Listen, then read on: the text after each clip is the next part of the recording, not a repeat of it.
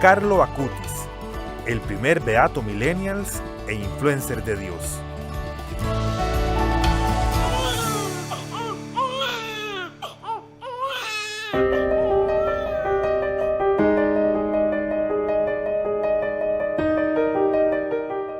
Nació en Londres el 3 de mayo de 1991.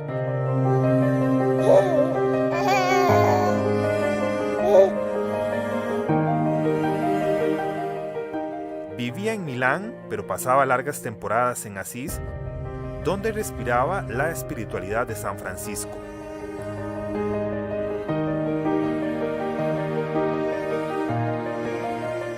Apasionado de la tecnología y enamorado de la Eucaristía. Antonia Salzano es la madre de Carlo Acutis. Poco inusual en la historia de la Iglesia que una madre pueda hablar de su hijo elevado a los altares. Lo describe como un niño que siempre tuvo características muy especiales.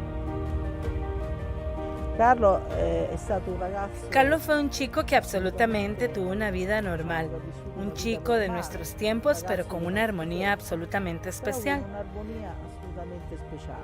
La armonía de Carlo ha sido aquella de permitir a Cristo entrar en su vida y por tanto el hecho de dejar que Cristo entrara en su vida propiamente porque él aceptó el famoso mensaje de Juan Pablo II, cuando fue elegido Papa, de abrir las puertas a Cristo y de no tener miedo. Carlo escribió esta frase en una cruz que había hecho en madera en color oro, propiamente porque su vida fue un abrir las puertas a Cristo, y esta ha sido su vida desde que era un niño. Ahora hablábamos cuando Carlo había comenzado y se adelantó, por ejemplo, cuando a los 3 meses y dijo la primera palabra, y después a los 5 meses comenzó propiamente a hablar, y luego también a escribir a los 4 años y medio, escribía y leía. Y él parecía ir más adelante al tiempo. Esto naturalmente ha sido muy positivo porque le permitió hacer tantas cosas debido a que su vida fue muy breve. Además, también su infancia, en cierto sentido, avanzó y tanto así que ha hecho la primera comunión a los 7 años. Y entonces todos los días iba a la misa, todos los días hacía la oración eucarística, todos los días recitaba el rosario, la lectura cotidiana de la Sagrada Escritura, que él decía que verdaderamente nos purifica y nos libera, porque la palabra de Dios debe ser leída con fe y verdaderamente penetra dentro de nosotros y nos ayuda a cambiar aquello que en la mente de Dios, decía Carlo, potencialmente ya somos. De niño, mis recuerdos son de un niño muy bueno, muy generoso. Daba todos sus juguetes a sus compañeros, nunca respondía a las provocaciones, era siempre obediente. Yo nunca tuve que regañarlo, sobre todo su gran fe me ha quedado grabada. Porque, por ejemplo, cuando salíamos a dar un paseo, quería entrar en las iglesias, darle besos a Jesús, quería recoger las florecitas que encontraba en el campo y llevárselos a la Virgencita. Era verdaderamente un niño bueno. Era sobre todo un niño dócil y su docilidad ciertamente era suficientemente única, extraordinaria. Desde los 7 años, todos los días iba a misa y rezaba el rosario.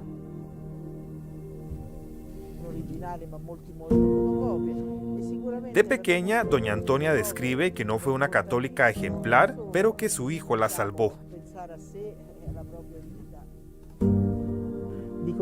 Digo siempre que fui a misa cuando hice la primera comunión, después cuando hice la confirmación y después cuando me casé. Es decir, no fui un ejemplo de católica. Ciertamente, un poco fue por el aprendizaje que había recibido y yo no tenía una hostilidad particular hacia la fe. Lamentablemente, como la educación de muchos niños actualmente es así. Pero siempre digo que Carlo fue para mí un pequeño salvador, porque gracias a estas preguntas incansables de Carlo, que siempre iba adelante del tiempo,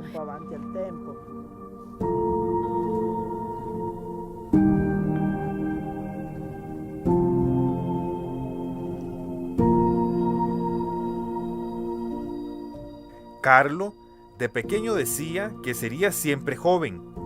Pero ¿quién podría tomar en serio esto?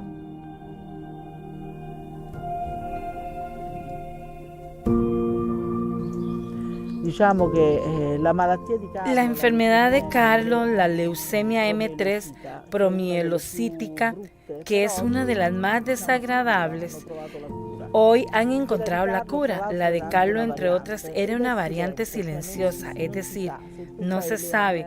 Si tú haces los análisis de sangre una semana antes, no aparece nada. Carlo no tenía síntomas particulares. Nosotros estábamos apenas regresando de las vacaciones del 2006. Estábamos aquí en Asís y él había retornado a la escuela. Y pocos días antes de enfermarse, había hecho una vuelta en el campo de fútbol y me dice que estaba un poco cansado, pero yo lo atribuía a esto.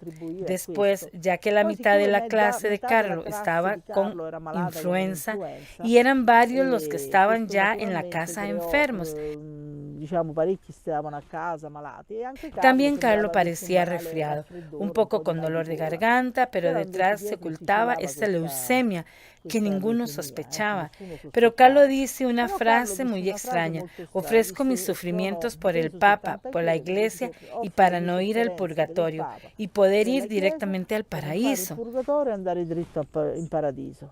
Esta frase que dijo no le hicimos caso porque Carlo era un joven simpático, bromeaba. A veces decía cosas así. Era su forma de ser. Sin embargo, después he repensado y entendido después que él se daba cuenta que había algo. Él sentía dentro de sí tanto así que hace 2 meses he descubierto, después de su muerte, en su computadora un video que había hecho, en el cual decía que cuando pesara 70 kilogramos estaba destinado a morir. Y esto seguramente fue, digamos, cuando encontré casualmente este video en la computadora. En la mañana escuché una voz que me decía testamento y yo fui a buscar a la habitación de mi hijo qué cosas sabía y vi propiamente este video que lo había hecho 2 meses antes. Carlo decía que era un niño que moriría con un dolor que le rompería el cerebro. De hecho, muere de una hemorragia cerebral causada por la leucemia. Desde pequeño decía esto. Después, de vez en cuando bromeaba y reía y decía, yo siempre seré joven. Y esto es ciertamente una realidad que después, a la luz de todo lo que ha pasado, nosotros hemos reflexionado mucho. Y hemos entendido que verdaderamente a Carlo el Señor lo inspiraba cuando decía las cosas, y también la muerte de Carlo la ha vivido verdaderamente bien. Las últimas horas de Carlo en el hospital seguramente fue heroico, porque los médicos le preguntaban si sufría y decía que había gente que sufría más que yo. Siempre al final ha pensado en otros, en los demás. Él era alto, medía 1,82 m, siendo apenas un joven de 15 años. A él tuvieron que internarlo por fuerza en pediatría. Entonces, para poder moverlo, las enfermeras debían, porque era un joven muy alto y él se preocupaba en estas pobres enfermeras, debían moverlo, y siempre al final su pensamiento siempre era por los demás, por las personas.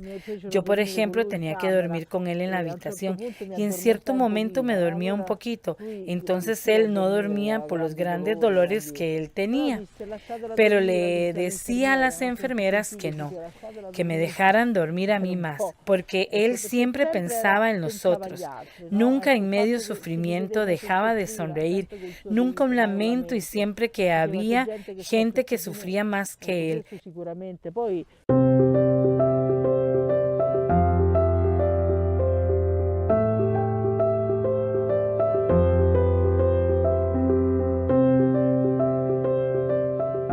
Era un joven muy piadoso y muy normal.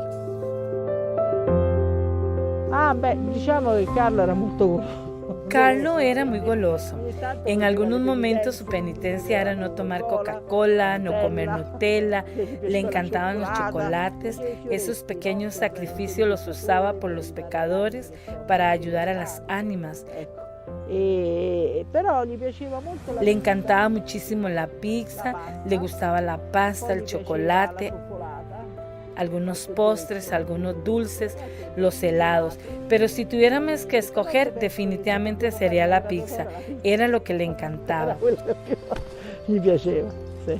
Carlo, el santo preferido de Carlo, aparte de Jesús y de la Virgen María, obviamente, era San Francisco de Asís, uno de los grandes santos, San Antonio de Padua, raíces de Francisco, porque eran unos santos muy eucarísticos, santos muy cristológicos, sobre todo de San Francisco de Asís. Le agradaba su amor por la Eucaristía, porque San Francisco, aunque no era sacerdote, participaba 2 veces al día de la Eucaristía. Era muy devoto. Ha escrito páginas estupendas sobre la Eucaristía y decía que cada día Cristo se abaja para venir sobre las manos del sacerdote.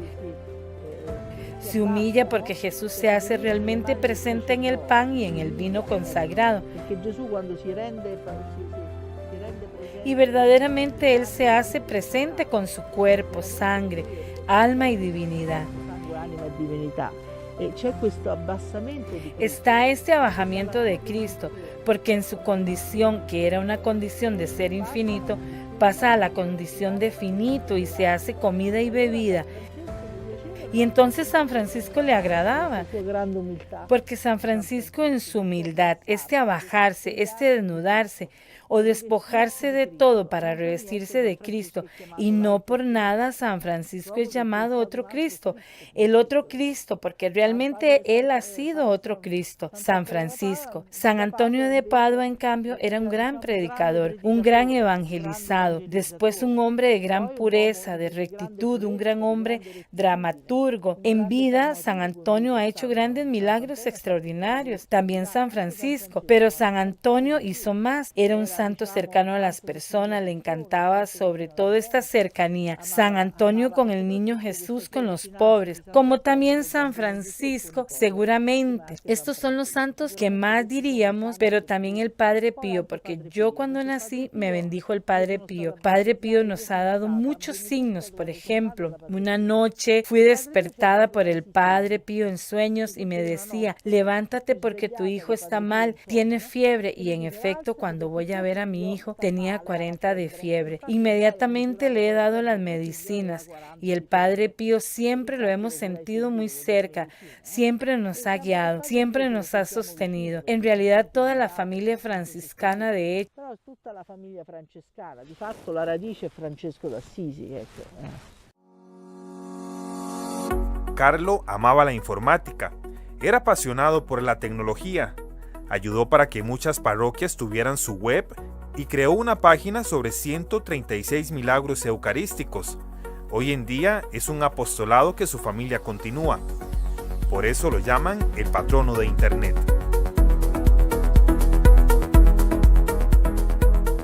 Carlo era molto parco essenziale. Carlo era sencillo, era muy esencial. Si yo quería comprar 2 pares de zapatos, él me decía que bastaba solo con uno. Y también si se compraba unas camisas, él no quería. Él quería pocas porque no era necesario tener tantos vestidos, tantas cosas. Él verdaderamente era sencillo. También en los juguetes. Él no tenía muchos, tenía pocos, porque su interés principalmente era la computadora, porque él era un genio para la computadora. Tenía 9 años, hacía programas como los que hacen los ingenieros informáticos. El Politécnico de Milano. Leía textos de informática que comprábamos en la Universidad Politécnica de Milán, y también su interés desde los 6 años era de grabar. Hacía videos, jugaba de ser periodista, todo lo que tenía que ver con la informática. Y él era muy aficionado a este tipo de juegos. No era que él jugara con otras cosas, digamos. Tenía un robot cuando era niño, cuando tenía 4 o 5 años, y luego le gustaba jugar con algún carrito, pero era sobre todo la cámara de video, la cámara fotográfica. Le gustaba mucho dibujar. Él tenía una vena artística muy grande y era algo que él le encantaba hacer con gusto. Una cosa que faceva volentieri.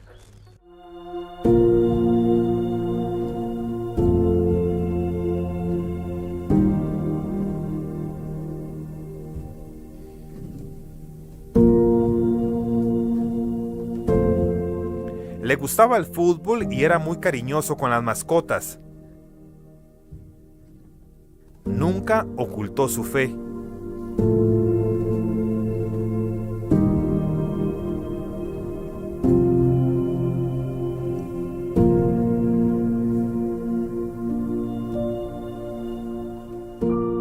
Dejó este mundo el 12 de octubre del 2006.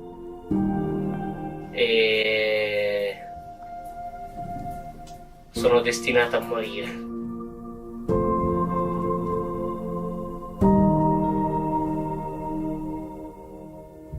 Ma Carlo, Carlos seguramente diría que cada minuto que pasa es un minuto menos que tenemos para santificarlos. Es necesario poner al centro de la vida a Cristo. Dios debe estar en el primer lugar de nuestra vida. Y decía, yo no, sino Dios. No el amor propio, sino la gloria de Dios. La tristeza es la mirada hacia uno mismo. La felicidad es la mirada hacia Dios mismo. Por lo tanto, Carlos diría a estos jóvenes, todos ustedes deben de ser originales, porque nacemos originales, pero muchos son fotocopia, pero no deben morir como si fueran fotocopias. Carlos decía que nosotros tenemos los sacramentos, que son los medios que la Santísima Trinidad decidió utilizar para nuestra santificación. A través de los sacramentos, no importa si el sacerdote es malo o menos santo, pero Dios promete que pasa su gracia. Esta gracia nos santifica, nos transfigura en esta vida, nos hace hacer un camino veloz, sobre todo la Eucaristía que Carlos llamaba la autopista para ir al cielo, y verdaderamente nos hace dar pasos en el camino de la santidad de forma veloz. Velocissimo.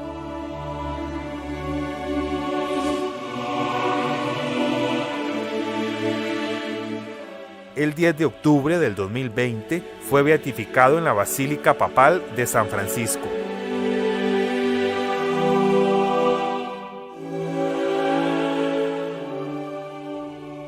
La fama de santidad de Carlos se ha propagado de una forma inmediata, muy sorprendente. La fama de santidad de Carlos se ha propagado de una forma inmediata, muy sorprendentemente.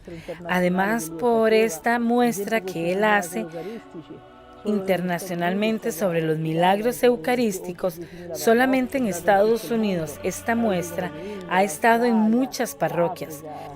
Esta muestra ha estado en todo el mundo, países como India, Australia, África, Japón, China, países como todo el Brasil. También en América Latina es conocido este trabajo en muestra de Carlos y en toda Europa. Por lo tanto, es claro que ha contribuido. Pienso también que la fama de santidad de Carlos creció muchísimo a nivel mundial. Me decía el postulador que la fama de santidad de Carlos era un hecho y ni siquiera lo habían canonizado, ni siquiera era siervo de Dios. Pero digamos evidentemente que el Señor quería el ejemplo de Carlos, llegar a muchos países, a muchas personas, y todo esto evidentemente ha sido un signo grande para mí, un signo grande también para tantas personas que oraban, que decían haber recibido milagros, gracias. Muchos inclusive decían que se habían acercado a la fe gracias a Carlos, y son muchos testimonios que nosotros tenemos, inclusive después de la beatificación. Teníamos milagros que podían haber sido uno de ellos elegidos para la canonización. Uno di questi potrebbe essere scelto per la canonizzazione.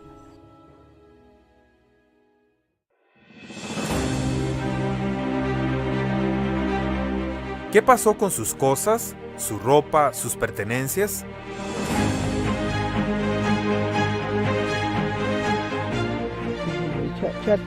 Claramente conservamos todo aquello que él tenía y se utilizan algunas cosas para las reliquias, por ejemplo, ex indumentis, estas cosas, pero uno de los milagros que fue escogido, que lo llevó a la beatificación, era prácticamente, digamos, un pedazo de la tela. Que esto puesto sobre una camisa de Carlos, se realizó el milagro con esto. Cuando es con la fe, basta cualquier cosa.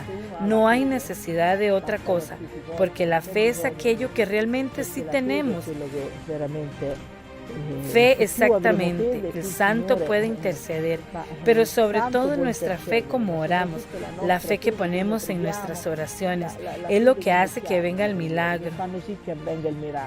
También un pedacito de tela que ha tocado una camisa de Carlo puede ser una fuente de curación, como fue el milagro que lo llevó a la beatificación. El milagro que lo ha portado a la beatificación. Después de la muerte de Carlo, usted tuvo unos gemelos. ¿Qué dicen ellos de su hermano? Actualmente mis dos hijos lo ven como parte de la familia, lo viven como parte de la familia. Cuando viajamos a Milán, vamos a Milán, ellos duermen en la habitación de su hermano. Ellos están muy contentos y esto no impide que mis hijos sean muy religiosos. Francesca y Michelle pueden orar también a otros santos, porque ellos también son devotos a otros santos. No es que tengan solamente a Carlo. Por ejemplo, mi hija quiere siempre a Santa Teresita del Niño Jesús, Santa Teresita de Lisieux, Santa Gema Galgani, Santa Clara de Asís, Santa Bernardita. A mi hijo Michel le gusta Don Bosco, le gusta San Miguel Arcángel, le gustan las figuras de sacerdotes como el cura de Ars o San Gabriel de la Dolorosa, que fue también otro santo joven. Es decir, pienso que esto es hermoso porque al tener un hermano santo no impide tener también otros santos a los cuales ellos puedan orar. Altri santi a cui si rivolgono, a cui pregano.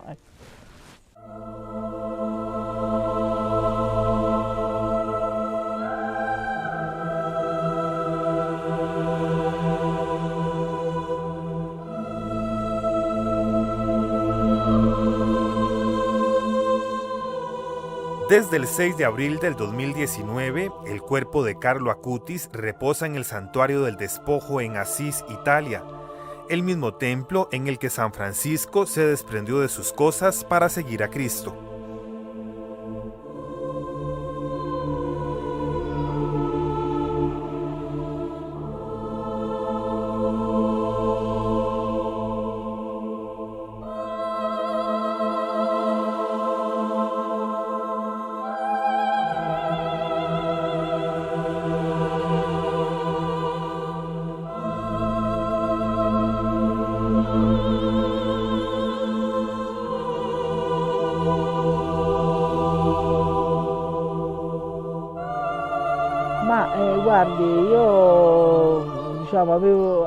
Mira, yo tenía en mente que Carlo no lo encontraría hecho polvo y en efecto el cuerpo se ha encontrado intacto, todo entero. Por lo tanto, posiblemente, seguramente, esto ha llevado también por el tratamiento, también sus órganos internos que estaban intactos extrañablemente, porque normalmente se destruyen sobre todo antes de todo. Pero estos órganos intactos, este cuerpo intacto, después tuvimos que tratarlo porque se iba a exponer su cuerpo y hubo necesidad de tratarlo y tuvimos también que vestirlo, ponerle los zapatos, estaba su cuerpo intacto, estaba su cabello, todo, su nariz, las manos, de alguna manera esto ha sido un poco como revivir, porque después se parecía mucho cuando había muerto, su vestimenta estaba conservada también.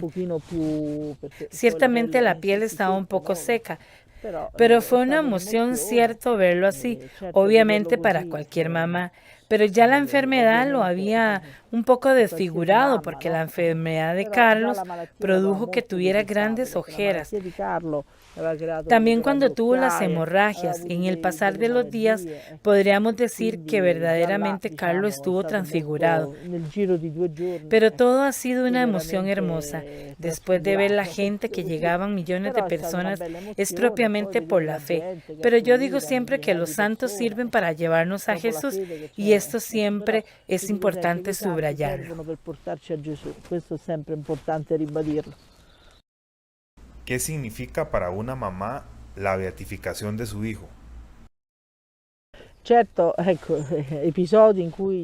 Cierto, los momentos en el cual los papás están todavía en vida, que su hijo viene beatificado, sería tal vez 2 o 3 en la historia de la iglesia. Ciertamente es particular estar en vida y ver la beatificación de un hijo, y es por supuesto una gran emoción, pero sobre todo la emoción. Mi emoción se debe al hecho de que Carlo está haciendo tanto bien, ayudando a tantas personas.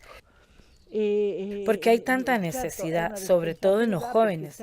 Es cierto, es una responsabilidad estando los papás en vida. Se convierte un poco de forma evidentemente en reliquias vivientes, porque la gente quiere tocar. Es natural, pero lamentablemente hay que tener cuidado. Siempre poner un poco de atención en esto. Es necesario frenar un poco esto, pero ciertamente es bello que estén los padres en vida.